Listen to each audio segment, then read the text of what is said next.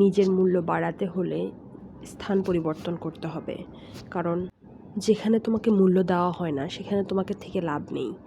যেখানে তোমাকে মূল্য দেওয়া হবে, পর্যাপ্ত মূল্য দেওয়া হবে, সেই জায়গাটাতে তুমি অবস্থান করলে লাইফটাকে সাকসেসফুল করতে পারবে। আমাদের দেশে এমন অনেক জ্ঞানীগুণী ব্যক্তি আছে যারা নিজের দেশে ঠাঁই পায় না, নিজের দেশে পর্যাপ্ত সম্মান পায় না, নিজের শিক্ষা যোগ্যতার উপর ভিত্তি করে কোনো সম্মান পায় না, কিন্তু বাহিরের কান্ট্রিগুলোতে তাদেরকে খুব ভালোভাবে বরণ করে নেয়।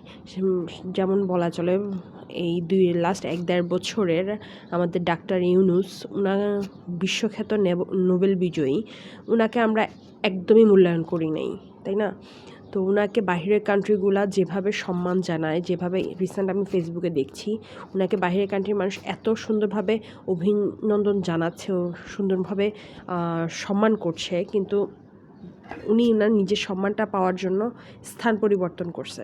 তো তুমি তোমার নিজের স্থান পরিবর্তন করো অনলি ফর রিজন তুমি যাতে তোমার নিজের প্রাপ্য সম্মানটুকু পাও। যেখানে তুমি তোমার প্রাপ্য সম্মানটুকু পাবে সেখানেই তুমি থেকে যাও।